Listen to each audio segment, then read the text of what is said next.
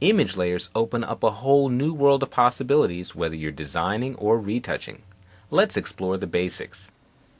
Image layers are among the most used features of Photoshop. They allow you to arrange multiple elements in a single document and still be able to edit them individually. Let's go to our Chapter 12 folder and open the file titled Shapes. You can't tell just by looking at an image how many layers it has. To do that, you have to visit the Layers panel. You can see that this image has a number of layers. And one of the great things about using layers is that you can move them individually. I want you to select the Move tool in the Tools panel and make sure that up in the Options bar you have the Auto Select option checked. Very important. With that option checked, you can simply click and highlight a layer automatically. As soon as I made that click, the layer 2 circles in the Layers panel was selected. And if I click and drag, I can move that layer around. Note that both of these circles are moving, and that's because, well, in the 2 circles layer, there are 2 circles.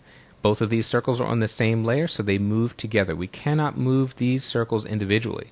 But look what happens if I click on this left red circle. Here, the red circle layer is highlighted, and I can indeed move this circle around anywhere I want without touching the green circle. Now, I should point out there are 2 basic distinctions between layers. At the bottom of the Layers panel, you'll see that we have a layer titled Background.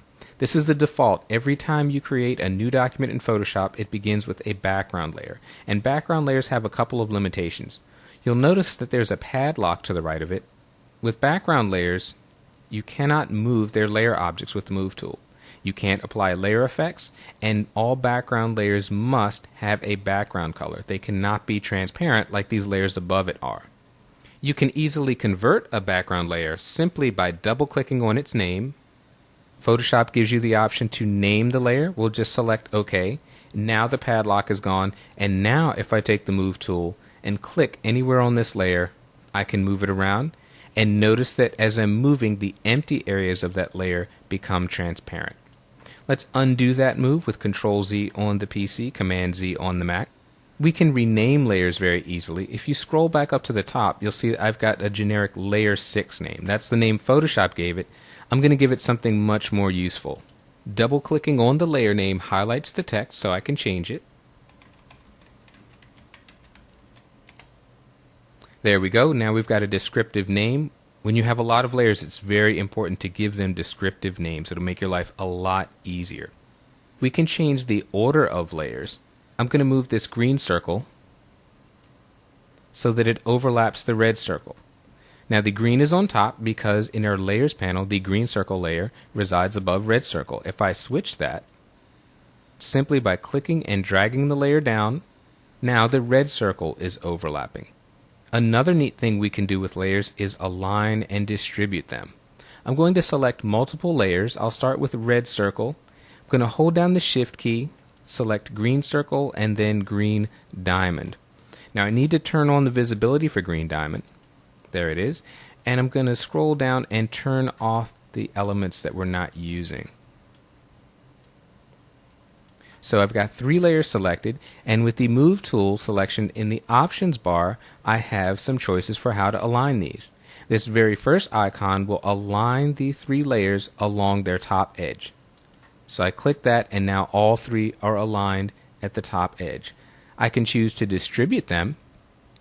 If I move over here to this second grouping of tools, I can click on the Horizontal Distribute tool to allow them to have an equal amount of space between each object. The objects are now distributed evenly with the same amount of overlap between the 3 of them. The last thing I want to show you here is how to link layers. I'm going to click on red circle to deselect the other 2 for a moment. And if I hold down the Shift key again and select green circle, I'm going to move down to the bottom of the Layers panel and click the link icon. Now both layers have a link, and what that means is that whether I select green circle or red circle, whatever I do to that layer will happen to the second linked layer. So if I simply click on green circle and drag it around, you can see the red circle follows. It's as if they're on the same layer, but the link is only a temporary feature. We can turn that off anytime. If we wanted to transform both of these layers, because they are linked, we could simply go to the Edit menu, Select Free Transform and notice the bounding box extends across both objects, and I can simply shrink them down, skew them a little bit. The change applies to both layers. I'm going to hit the Enter key to commit. The Link tool allows you to work on one layer and have the change applied to the second layer automatically. Now, if you're finished with linking them and you'd like to work individually with them again, simply go back down to the bottom of the Layers panel, click the link icon, and now we can edit those layers independently once again.